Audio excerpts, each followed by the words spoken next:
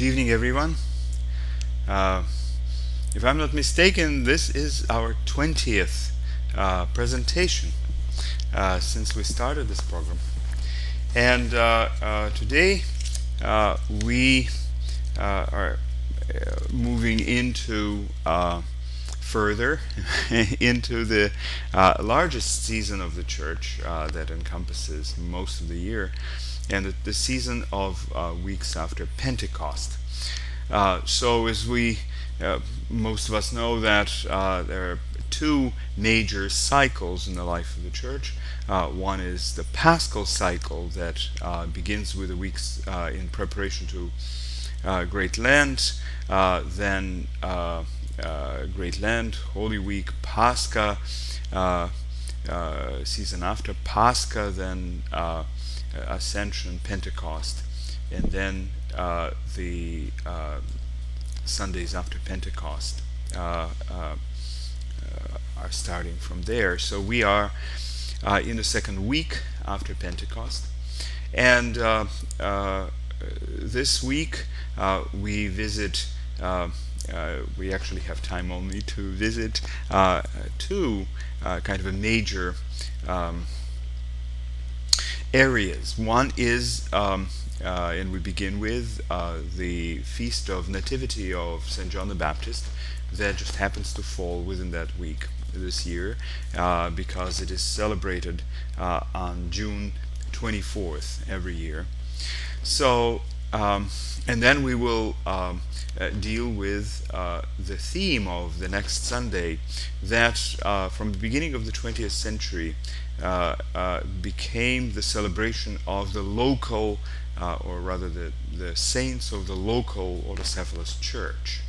So last Sunday was the celebration of all the saints, and this week this coming Sunday will be dedicated to the particular saints of our land. And of course, the Russians will celebrate all the saints of Russia. And also, although this originated in 1918 in Russia after the revolution, it seems that quite a great number of other autocephalous churches kind of began to follow suit and celebrate their local saints on Sunday after the Sunday of All Saints. So, looking at these two icons depicting Nativity of St. John the Baptist,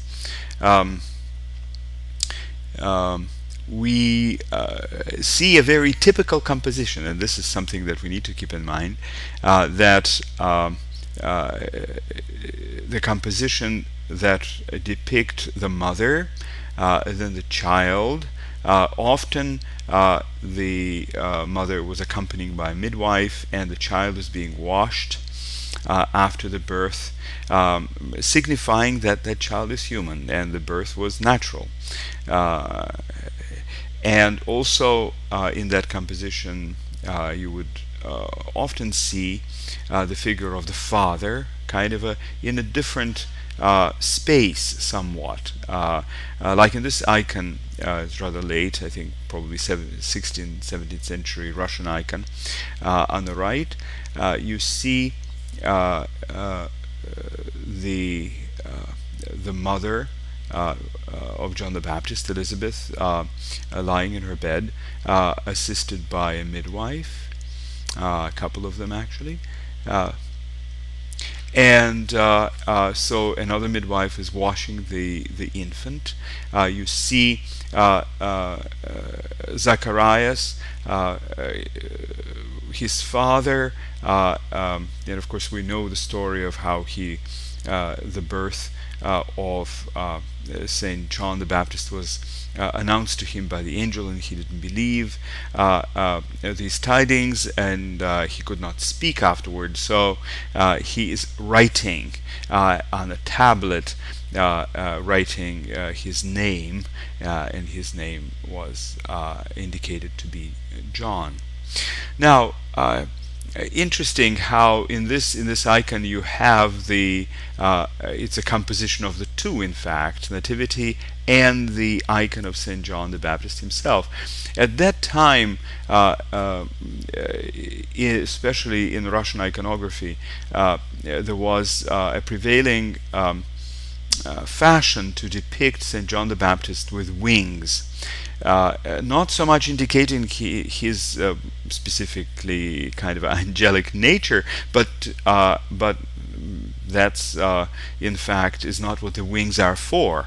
Iconographic symbol of the wings means that the person has been sent. He's a messenger, and Saint John the Baptist, without any doubt, is a messenger sent by God to prepare the path of the Savior whom he preceded.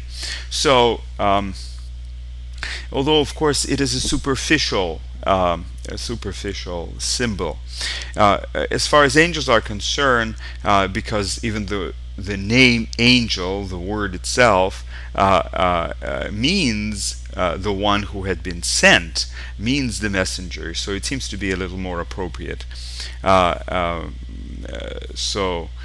But to depict St. John the Baptist with wings seems to be a little bit of a stretch, so that very often you see that composition becoming more in fashion in the later centuries. So interesting how the iconographer dealt with the notion of two different spaces: the space of the birth, which of course was sort of off limits to men, and it was the fulfillment of the vocation of a woman in childbearing. Now, and how he indicated that there's two areas in the icon, one with a red background, and of course matching the red cover of the mother who just gave birth, and the other kind of a more greenish tones. There is another tower on the left, diagonally opposite to the background of the figure of Zacharias seated over against it. So kind of creating two different spaces, two different areas within this complex topography of this icon. So now this week, we're going to be spending mostly by looking at the saints, and there is a notion that, of course, the saints are given to us according to the plan of God. And of course, as our Lord himself indicated, that John the Baptist was the greatest of the prophets, in a sense, the one of the greatest saints. No accident that he is always depicted in the very fundamental iconographic composition that is called Deisis, on the opposite side of the Mother of God. So now, so I just wanted to say a couple of things about this notion of the plan that God has for us. Many people think that God is manipulating all kinds of things, manipulating nature, manipulating history, manipulating people's lives, and all those things. It seems to me that approach, the approach is rather dangerous, rather misleading. Now,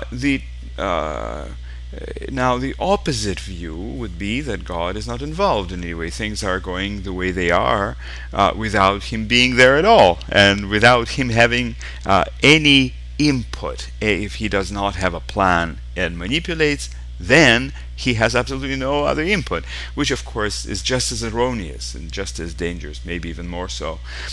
But the truth, it seems to me, is that our Lord is present but not manipulative. He is not pulling strings, but rather expressing his presence as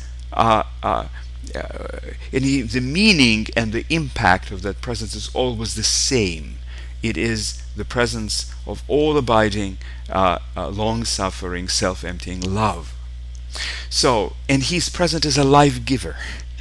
But what happens in reality is, of course, a mixture, is in a sense something that God had intended all along, that this world will be a cooperation of His creativity and ours. So, and although our contribution to that cooperative effort is very often to create nothing, or rather to create death, nevertheless, it still stands. Nevertheless, where we are participating in it. And the events that happen depend on this incredibly vast complexity of relationships, and how and freedoms and choices. So, St. John the Baptist, who was promised, whose presence was in fact prophesied in the Old Testament, his parents were, as it were, handpicked by God, but rather handpicked not because he chose them specifically over against anybody else, but rather they responded to him in their own unique way that created the possibility of this wonderful life. So the question might be raised: why do we celebrate those nativities? I mean, of course, St. John the Baptist is an important figure, and he indeed prepared the ways of the Lord, made his strength path straight and whatnot. He was the voice crying in the wilderness, prepare the ways of the Lord. But why we should celebrate his nativity? Why it is an important event for us as well? Because it seems to me, or at least one way to look at it, is that we are invited to participate in it. We are invited to share in it. We are invited to rejoice with his aged parents. We are invited to somehow be there with them in that love, in that relationship with the child who grew up to be the greatest of all the prophets. And so also with every single one of us. So God does not look at us with the intention of judging us by the way how we can add to his plan, or how he can use us for something. He's rejoicing in us. He's rejoicing in this adding and creating, offering that creativity to us as well. So it is all about love, and one of the most important, the beginning of love, for the most part, although it's a culmination of the whole process, but is the birth of a child. It's a birth of the new life, the life that leads to the kingdom of God, that life that manifests the presence of God himself.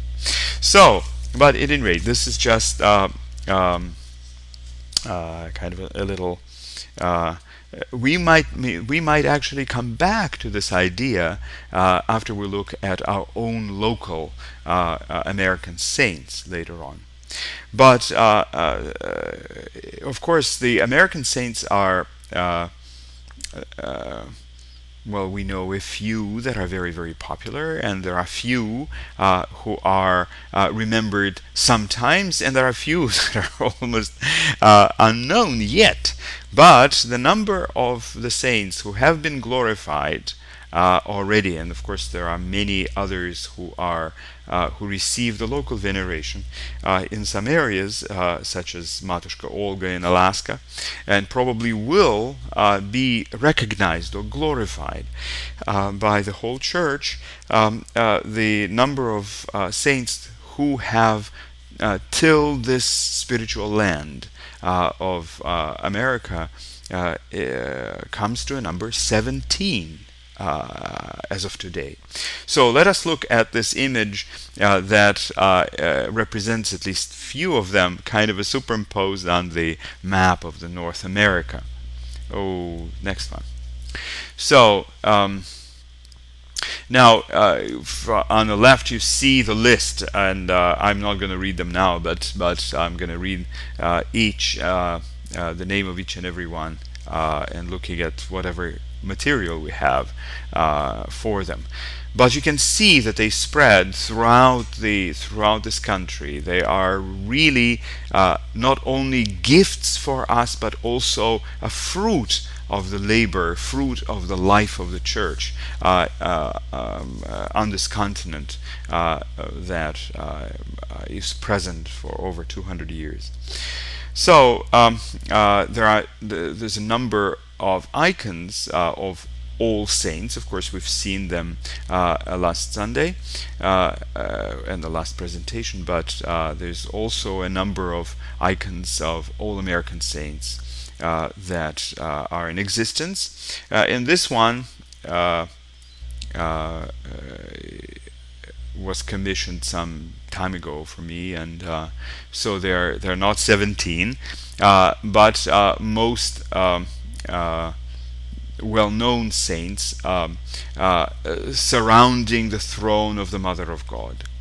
It's interesting that there are places that claim to be the domain of the Mother of God. For example, Mount Athos is her property or her domain, and it has been used as a metaphor, of course, in a poetic form of the specific relationship that the monks of Mount Athos have with the Mother of God. But in a sense, every land, every autocephalous church is a facet of, or a particularly unique person or presence within this, the Mother of God, as a symbol, as an all-enclosing presence of the church herself.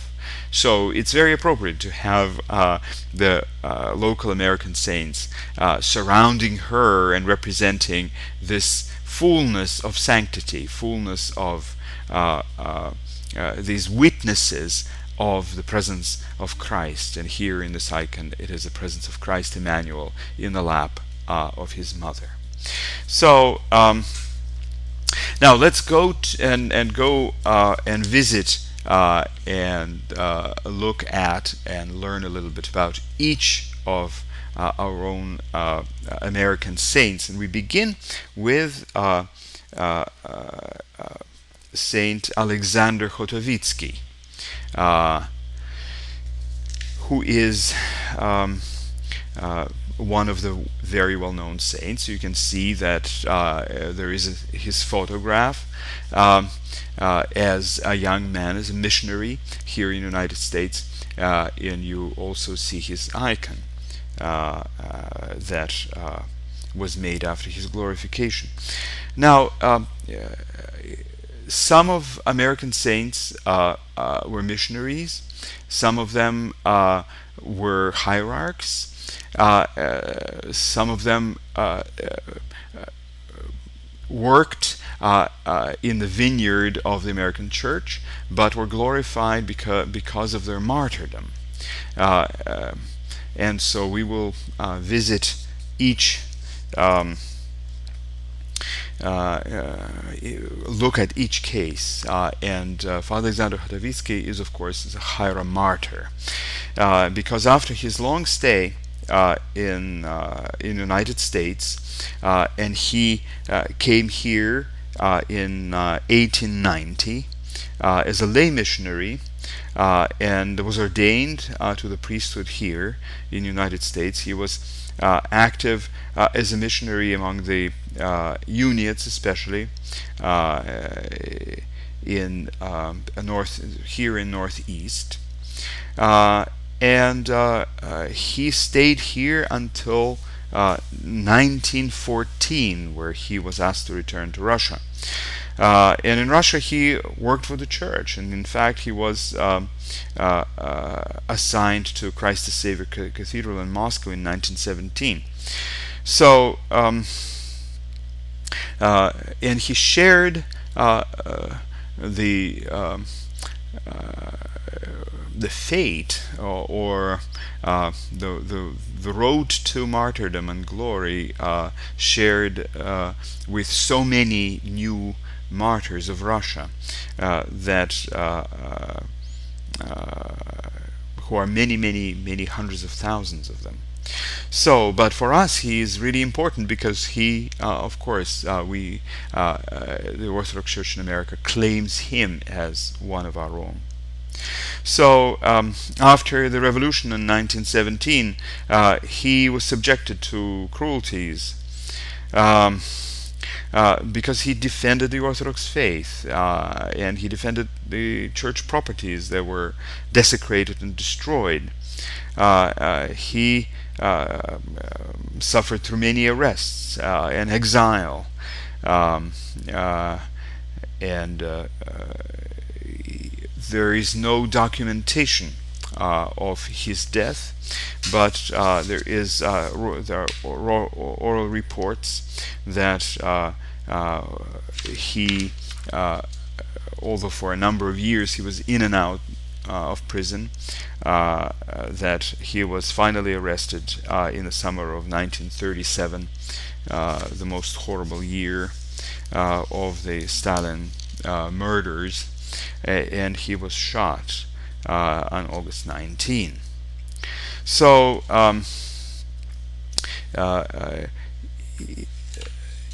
again, he showed this one trait that could be easily seen in so many of the other ones: a steadfast faith and total commitment to the life of the church. In fact, especially amongst the Russian clergy, there were many who were forced to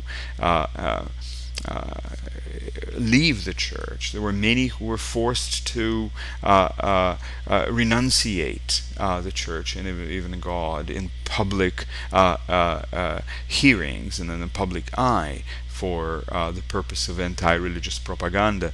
There are so many who were killed. There are so many who so the persecution was so strong, and people responded to that persecution in different ways. Some of them went into hiding and so on.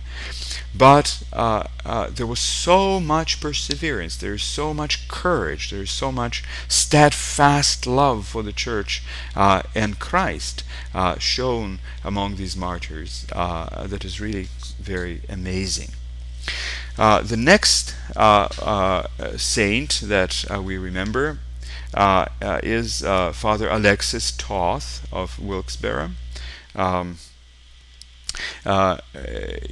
Again, you see before you his the photograph with his crosses and awards. Each cross and medal indicated a specific award for his good service. He was mitred archpriest, so you can see even the mitre on a little table next to his chair. And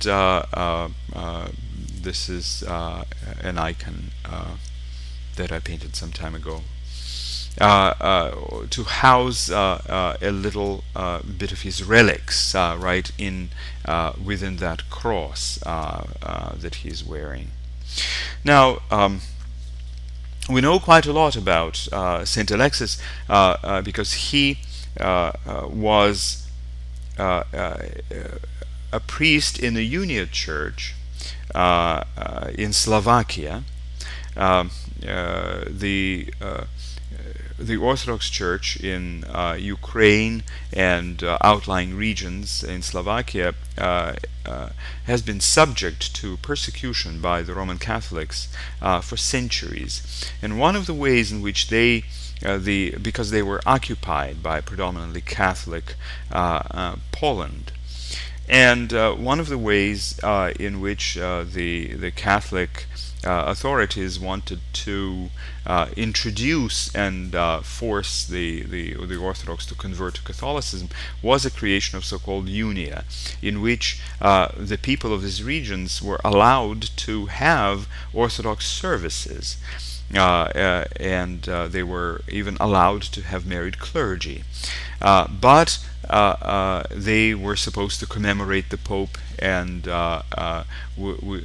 accept the hierarchs that were Roman Catholics over them. So, and that happened, so the large areas in Western Ukraine and in Slovakia, the Orthodox became known as Uniates. Now,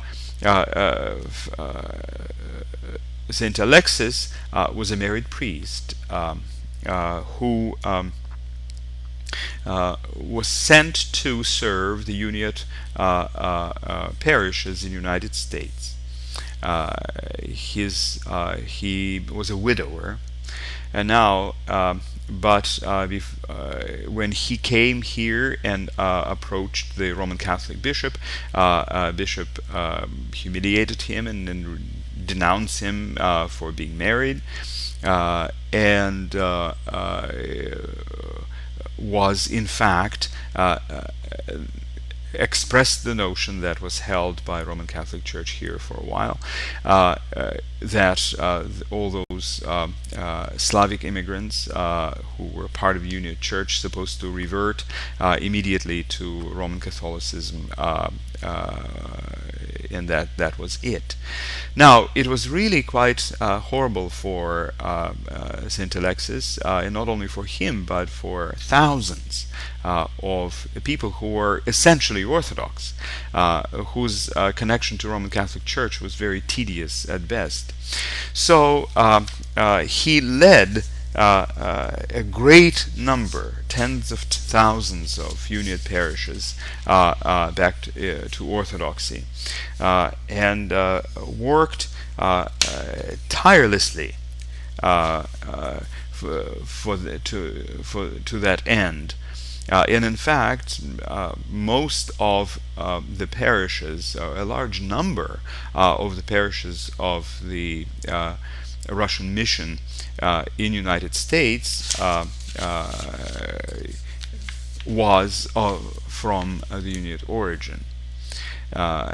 And Saint Alexis, with his travels, with his personality, with his charisma, and his love for orthodoxy, had made it possible.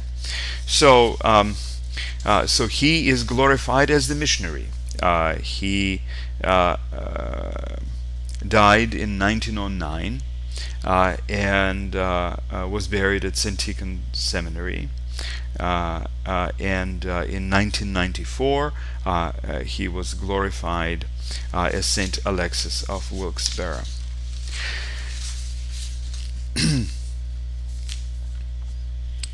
Now, the next slide that we will look at would be a photograph of Saint Alexis and some other missionary priests in St. Tikhon Seminary. So he is second to the left front row.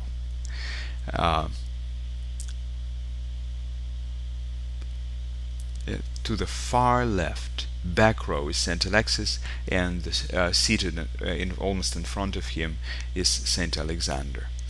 So on the right we see the photograph of the reliquary of Saint Alexis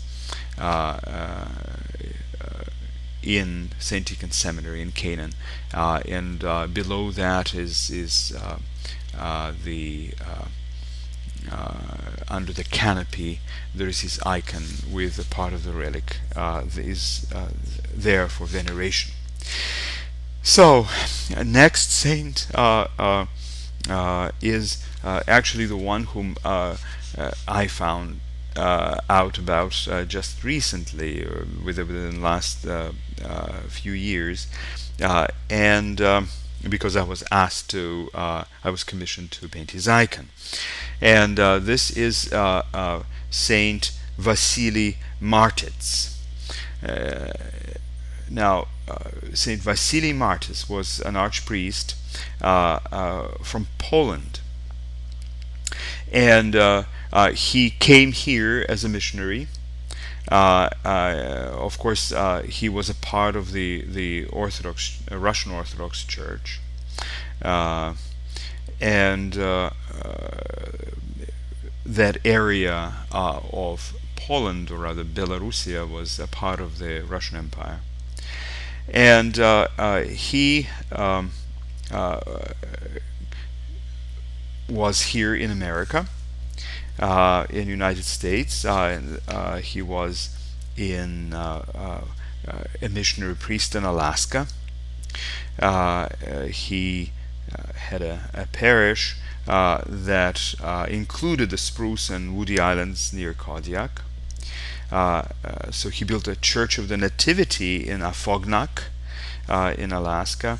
And then after his stay in Alaska for about 6 years, he asked to be transferred to the lower states, namely to Osceola Mills in Pennsylvania, because the harshness of Alaska's climate, and also he was there with his daughters, and he was concerned with their education. So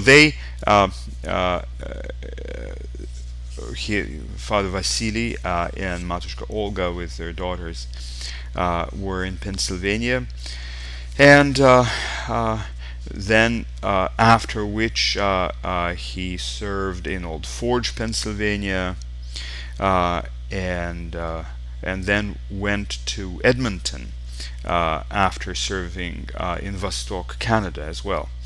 So after this prolonged stay in United States since 1900, so for 12 years until 1912, Father Vasily and his family returned to Poland. And so he shared this very, very difficult and bloody history of Poland after this time. So he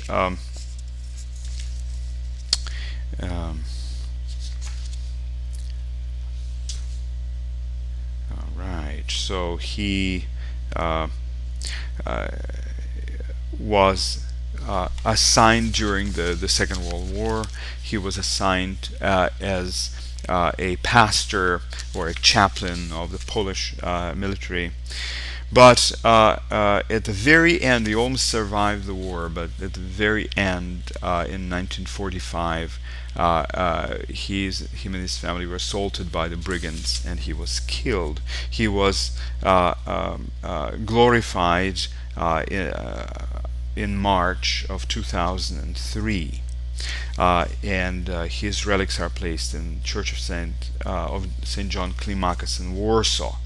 So, and he's considered to be a patron saint of Orthodox Christians in the Polish army because of his work as a chaplain.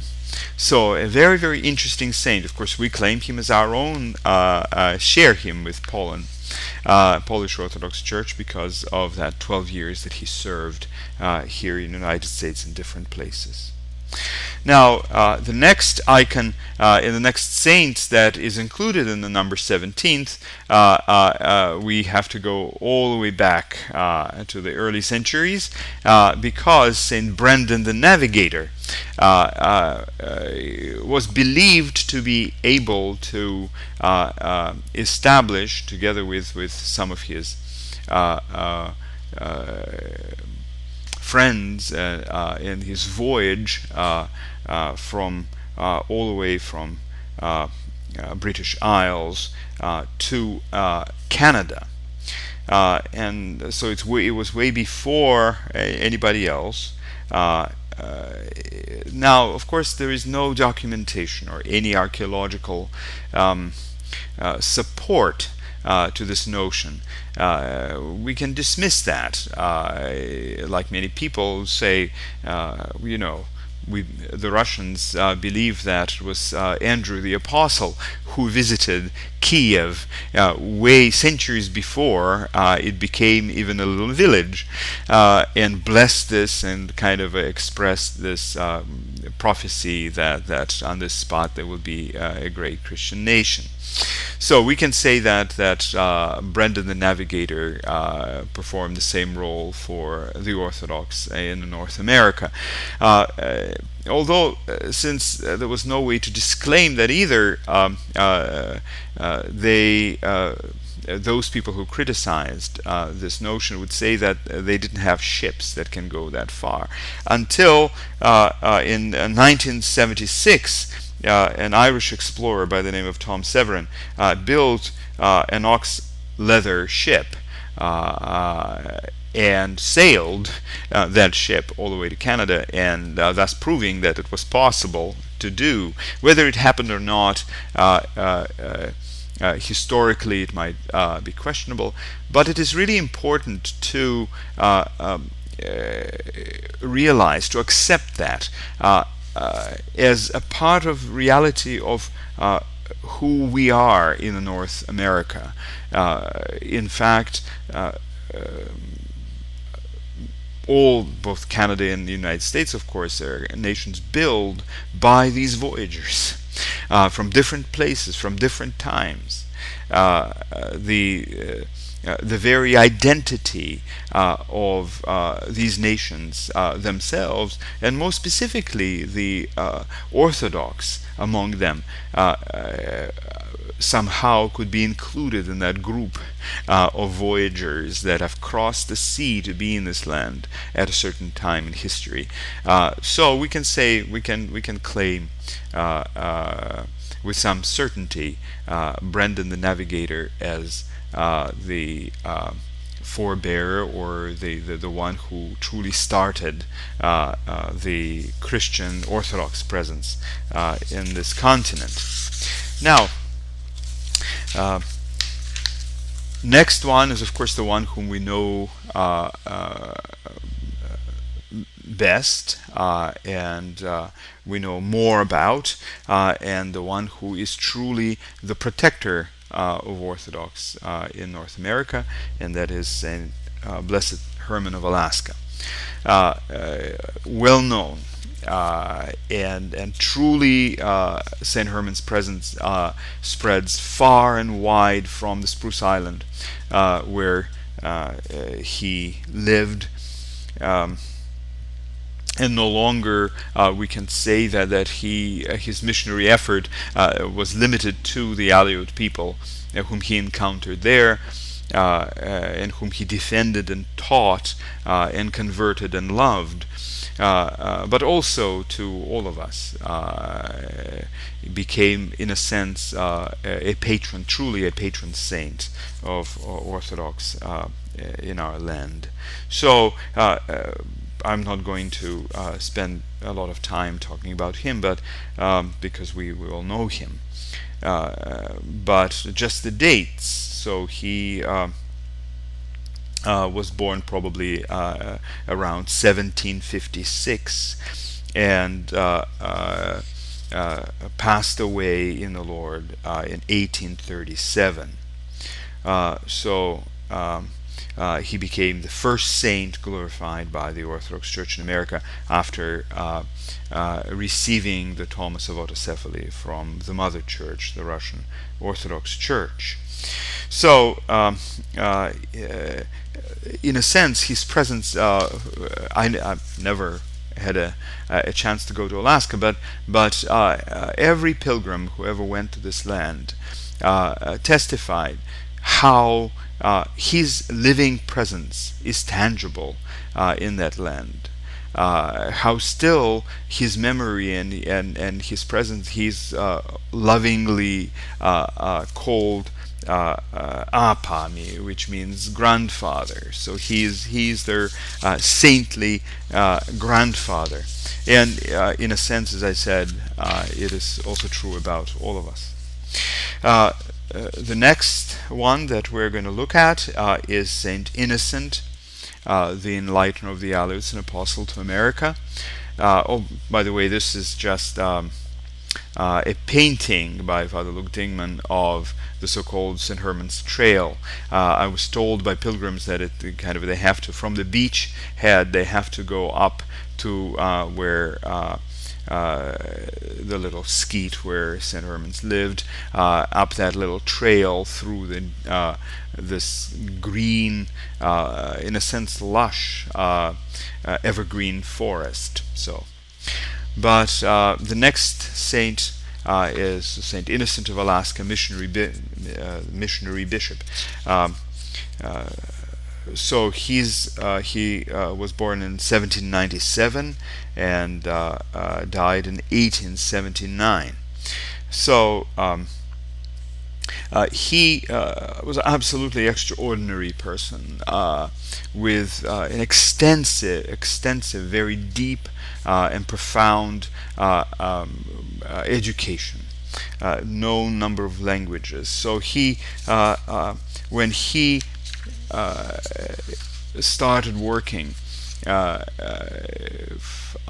on the American mission, the first thing he did was to, in fact, create a written language and translate into it the services and the scripture for the Aleuts. So he even devised an alphabet, Cyrillic letters, for the Unagan dialect of Aleut, a language, and translated the Holy Gospel of St. Matthew into it, and other church materials as well. So he traveled extensively, of course, by using dogs, using kayaks, using every possible kind of transportation available at that time. So he lobbied for the expansion of the Orthodox mission in America with the Russian government. Actually, because of him, that mission received a tremendous amount of money. In fact, before the Russian Revolution in 1917, the Russian Orthodox mission in America had a budget of something like 2 million golden rubles, which was an incredible amount of money at that time. So he instilled this notion of importance, that this is the new continent. These are the people that are truly represent these fields that are ready for harvest. So he, in a sense, sometimes single-handedly was able to bear and carry this growing Orthodox mission on his shoulders. So he died in 1879 and is buried in Troitse Sergievskaya Lavra, which is the patriarchal residence in Russia. So he was glorified by the Russian Orthodox Church at the request of the Orthodox Church in America in 1977. So now the next saint is Saint Jacob Netsvetov. Saint Jacob Netsvetov is interesting for us in many ways. First of all, because he was an Aleut himself, although I think that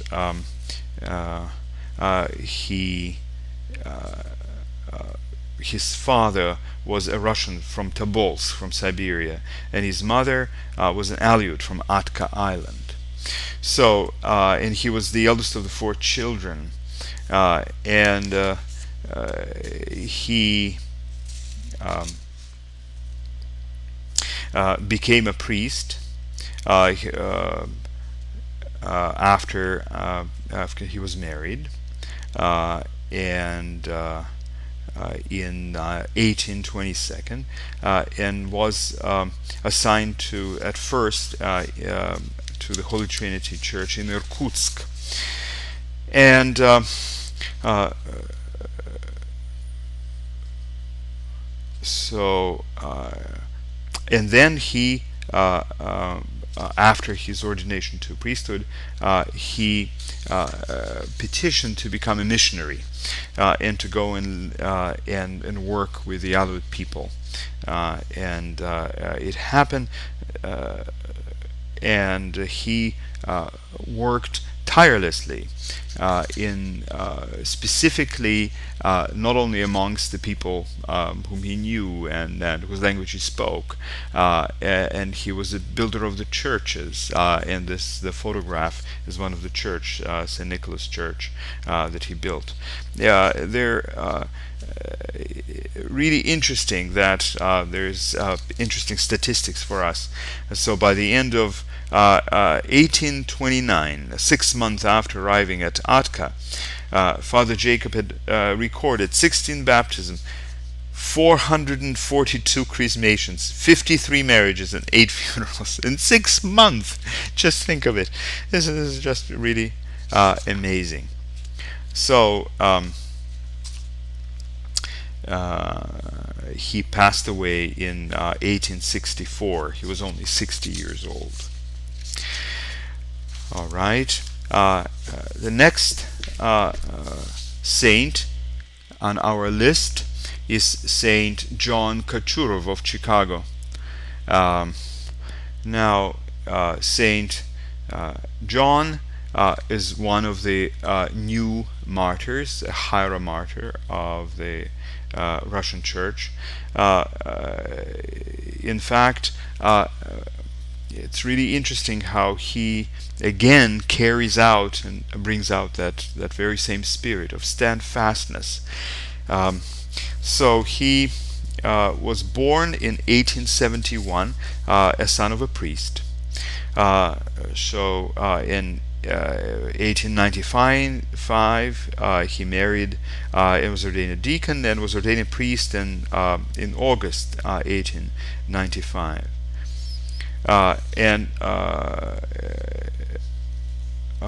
He was ordained specifically to work for the diocese of the Aleutians in Alaska. So he became the first permanent priest, although not in Alaska, but in St. Vladimir's Church in Chicago. And that parish later became the Holy Trinity Cathedral. He devoted much effort in aiding the establishment of other parishes also in Chicago area. The parish of Archangel Michael in southwest Chicago, and many others.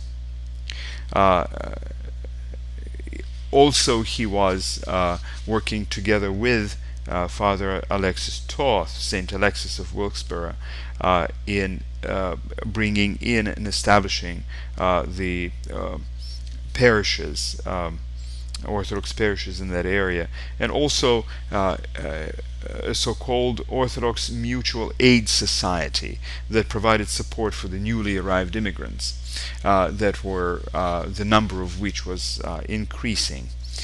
So now he returned to Russia in 1907. In 1917, he was transferred to St. Catherine's Cathedral in Tsarskoye Selo, just outside of St. Petersburg. And he became a very popular priest, having possessed this wonderful charism. And so he, in 1917, right in the middle of Bolshevik Revolution, he was arrested by a screaming, angry mob, when he was trying to defend the churches from being desecrated, um, and he was arrested and immediately shot immediately after his arrest. So his martyrdom was very, very clear.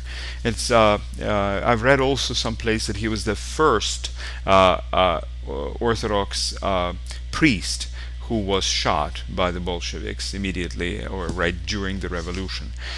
So it seems to be symbolic that he's the one who served and dedicated his priestly life for so many years to the missionary effort in America, and he would lead. He would be in the first row of the new martyrs in Russia as well. Now, the next saint that we remember is Saint John Maximovich, Archbishop of Shanghai and San Francisco. Um,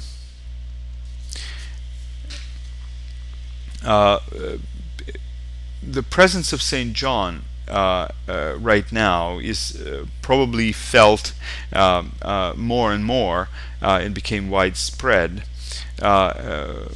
Saint John, who was born in 1896, in all his years in different areas of his missionary work, first in Shanghai in China, then in United States, then in Europe, in France and Germany, Belgium, and then coming back to United States. He brought with, and his work was very unique, in fact. He was a very strange man to look at. He was very small, he was hunched over, his face was kind of not beautiful, and he spoke with difficulty, and yet he radiated such love. He radiated such wonderful, enlightening presence that wherever he went, he was much loved and revered. There should be a book written about all him and anecdotes from his life. He was extraordinary in his monasticism as well. He was not only a true monk, but which is not the case with all the bishops. So sometimes their monasticism is rather not very deep. But contrary to that, he was a true monk. In fact, he was an adherent to a monastic tradition of those who never sleep. His podvig, his spiritual struggle, in fact, was kind of stemmed around that fact that he would not sleep in a bed. He never owned a bed, so he would sleep for a little bit in the chair, but through the night he prayed, and if he would stay in one place for any length of time, he would have a rope with knots on it, a thick rope suspended from the ceiling, and he would stand in prayer, kind of holding on to that rope to keep himself upright during his prayer. Which of course meant that most of the day he was kind of dozing off a little bit, but every visitor, everyone whom I had a chance to question about that, would say that he nevertheless, in spite of the fact that he appeared kind of dozing off, he was there fully and engaged and listened and will never miss a word when spoken to. So another little snippet that not very many people know is that when he had to leave Manchuria or China after the communist takeover, he worked tirelessly to bring out as many Russian children that were stranded there, and in fact, he forced the State Department and Congress to act actively to help to bring those children out of communist China. He would just simply stake out on the steps of Congress, all garbed like you see him on the photograph in his bishop's cassock and monastic klobuk, and he would stay there day in and day out. He would come in the morning and would stay through the whole day until he was allowed to have an appointment with appropriate officials. Also, he was a little bit of fool for Christ. After his life in China, he loved wearing sandals, the kind of Chinese little sandals, and very often would walk around in these sandals that were almost bare feet. And of course, he would serve the same way. So one of the bishops of the Russian Church abroad, of course, to the church whom he belonged to, reprimanded him and said, "Well, I want you to wear shoes when you come to church." So the next morning, before the liturgy, he came in bare feet, but his shoes were tied around his neck. And when the bishop asked him, "What are you doing, you clown?" he said, "Well, you told me to wear the shoes. I'm wearing them." So, and there are many, many other stories like that. Of course, after his glorification, his relics are told to be miraculous, and his intercession for many people, especially healing illnesses. Our own Father Paul Berchtold attributes his miraculous healing of cancer to the intercession of St. John Maximovich. Now, this is we can see the photographs of his glorification and his reliquaries being carried, and there he is in the cathedral of the Mother of God, the Joy of all who sorrow, in San Francisco, as he is to this day. All right. Now, then we go back to the member of the group of original missionaries that came to Alaska with St. Herman, St. Juvenali of Alaska, who we know that St. Herman was never ordained. He was a lay monk, a simple lay monk. But there was a priest in the group of missionaries, St. Juvenali, and he was the first martyr, the proto-martyr, because during his missionary work, he truly gave his life to save the lives of Alaskan children who were supposed to be killed during this very complex, warring, feuding, tribal violence. So, and the next slide will show a little iconographic image of his martyrdom.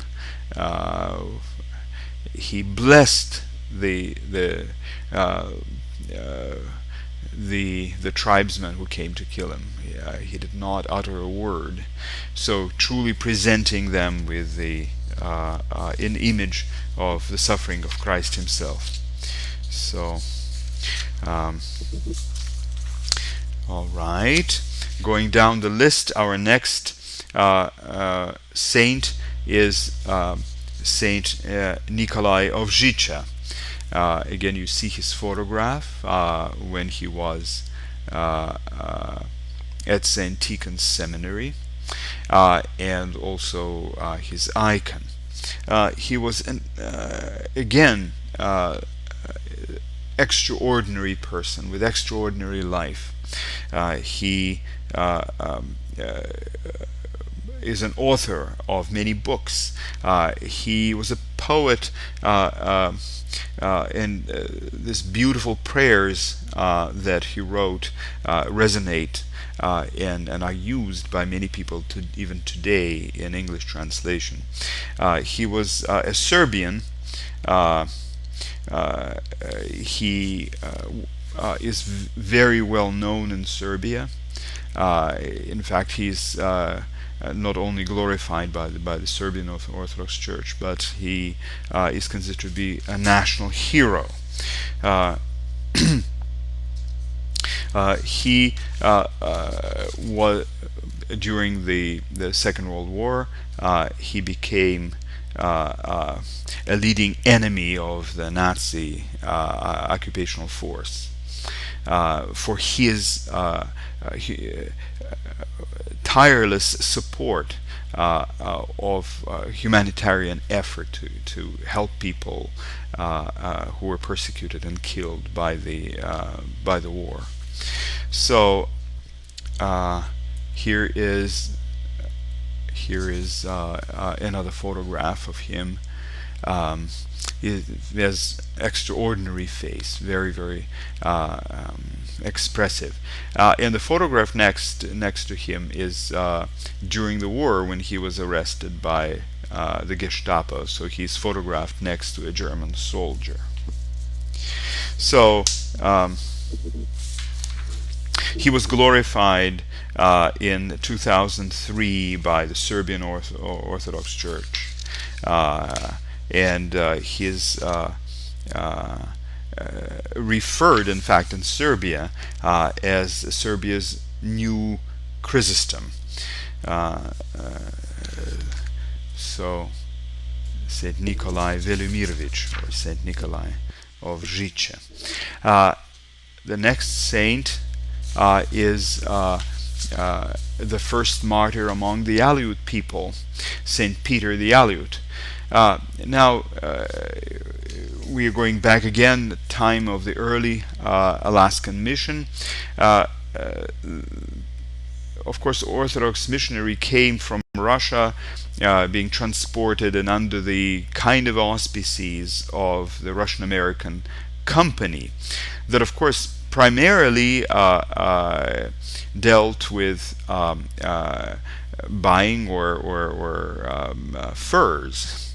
So furs was a commodity they were interested in primarily, and so there were hunting parties with Aleut guides going down every which way. So Peter, who was already converted and baptized as an Orthodox Christian, was one of the guides. Now, at that time, California was in Spanish hands, and the hunting party went too far south into these lands and were apprehended by the Spaniards. And of course, the Russians were immediately placed in the hotel because the Spanish did not want to upset the powerful Tsar. But the Aleut was left sort of more or less on his own, and was captured by the Jesuit priests, and they interrogated him and tried to convert him to Roman Catholic Church, which he refused. He said that I'm a Christian already, I'm an Orthodox Christian. So and they tortured him to death. They started cutting off the digits of his toes and fingers, and he bled to death, still holding steadfast to his Orthodox faith. So now he's portrayed as a child very often, a small figure, but in fact, chances are, of course, that was not the case. I mean, he might have been small of stature, but I think that to be a guide for a hunting party, I think he was an accomplished tracker and hunter himself. So the next one, we have to hurry. We have many saints. So the next one is Saint Raphael of Brooklyn. Russian Orthodox mission in the United States was the first and strongest, and somehow was never really there to promote Russian orthodoxy. Rather, they tried very hard to accommodate and be a church for all Orthodox immigrants, and especially at the very end of the 19th century, beginning of the 20th century, the great influx of immigrants pouring into this country. There were people from all over the place. There were Greeks and people from Eastern Europe. And of course, they went to the Orthodox Church that was already there, and very often it was an Orthodox Church belonging to the Russian mission. So, so Saint Raphael was, in fact, born Rafia Hawawini in Beirut, in Lebanon. He was a Syrian, from a Syrian refugee in Lebanon. And he studied in Damascus, and then in the School of Orthodox Theology in Halki in Turkey, and then finally in Theological Academy in Russia, in Kiev. So, and in 1904 he became the first Orthodox bishop to be consecrated in North America. Consecration was done by then Archbishop Tikhon of Moscow, later Saint Tikhon, and Bishop Innocent of New York City, and he served as a bishop in Brooklyn, New York, until his death. So he served this influx of Orthodox, Arabic Orthodox, or Antiochian Orthodox, as they became known later on, way before the Antiochian Church began to form as a jurisdiction in this country. So he was absolutely amazing. He built or assisted in building 30 churches throughout the United States from 1895 to 1914. It was in the Northeast and in Ohio, in West Virginia, everywhere. So here you see his grave. Right now it looks different because the lower part of that tombstone right now has a mosaic image of the icon of Saint Raphael. Now, the next image that we see is of the first Syro-Arabian bishop in America, in the Syro-Arabian Cathedral of St. Nicholas in Brooklyn, as it was known. This is the funeral of St. Raphael. So you can see a number of clergy and laity surrounding him. So it's an old photograph. Next saint is, although been glorified recently as within a number of new martyrs of Russia. His icon has not been painted yet. So Saint Seraphim of Sitka and Uglich, missionary of Alaska and hieromartyr under the Soviets. So you see the photograph of him as a bishop. And then the photograph in the center is his prison photograph. The front and profile. And this is his photograph before his death. Again, he was executed during the horrible year of 1937. All right, and then we come to one of the greatest saints, is Saint Tikhon of Moscow, or Saint Tikhon of America. Saint Tikhon was the first patriarch elected by the Russian Orthodox Church after centuries of the church being beheaded and led by the synod and the government. Unfortunately, that election took place in 1917 during the revolution, when they were shooting on the streets. Now, Saint Tikhon was the bishop in America. Um, I'm always confusing this term, the times. Okay, right here. He returned to Russia in 1907. He went to America in 1897. So for 10 years he served the church in America.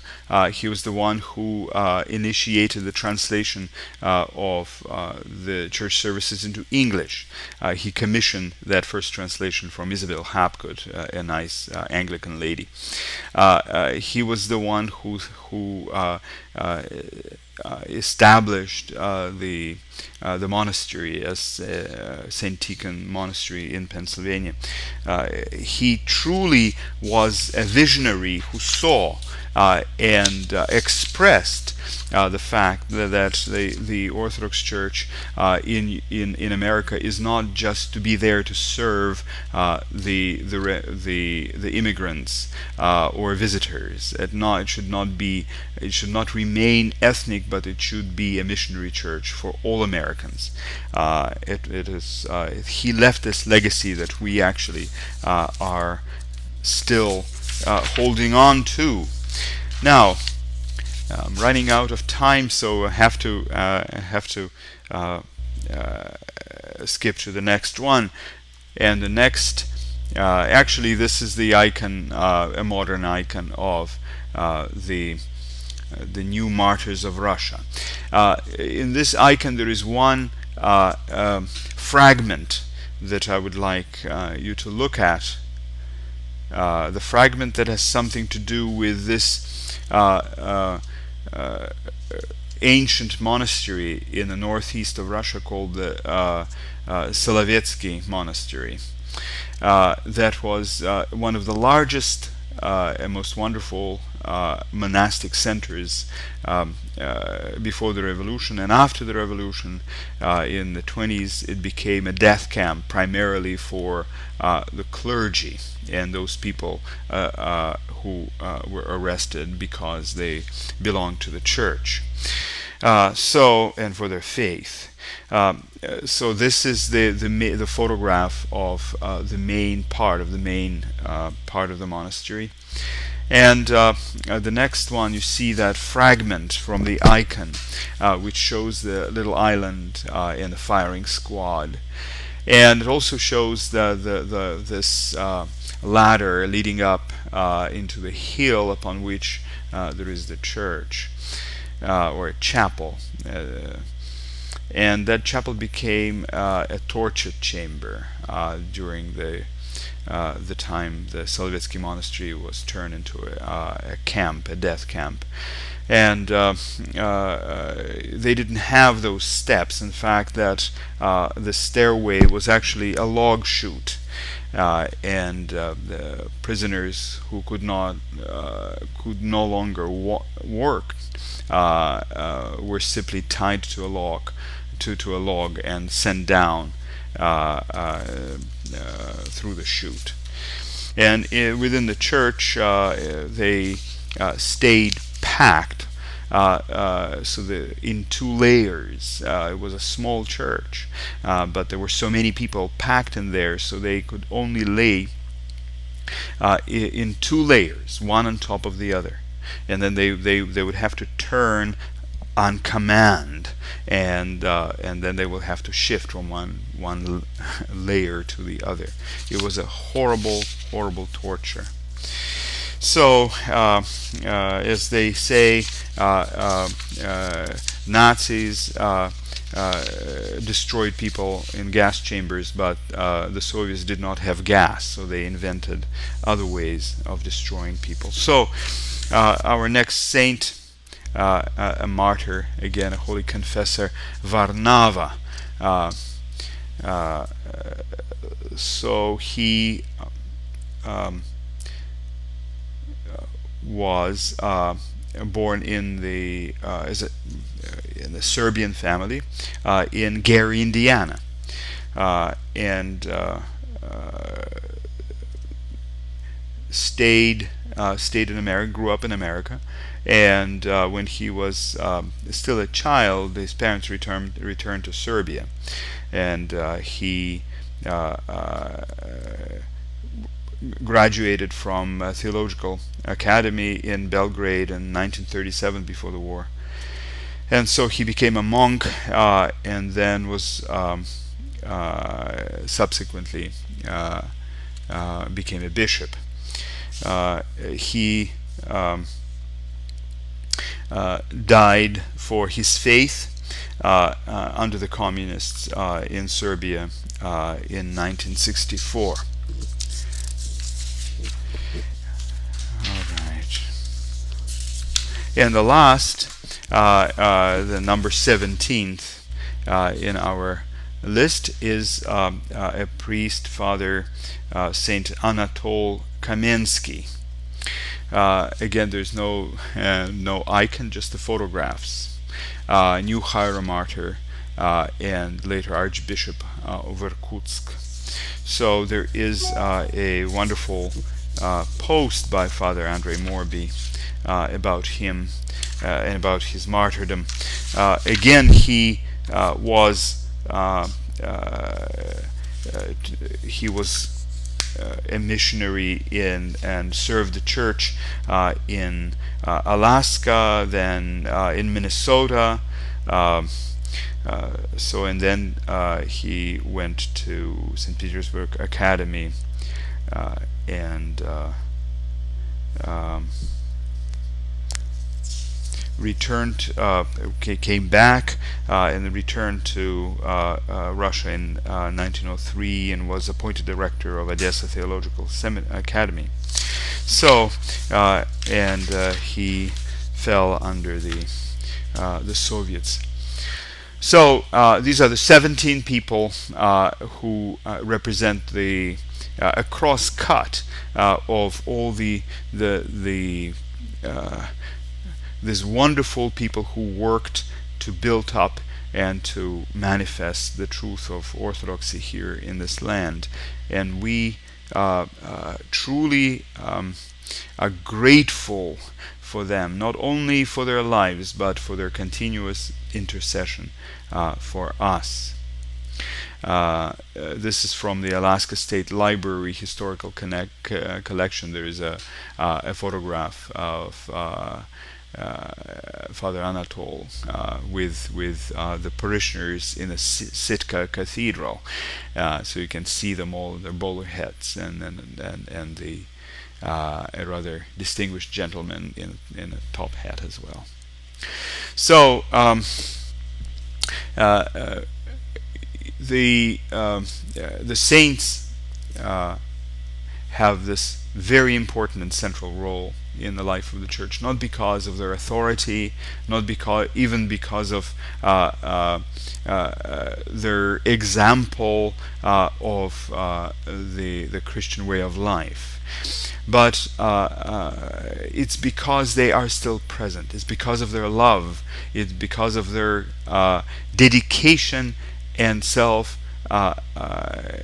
sacrifice that they've shown during their life, and they continue to show even today.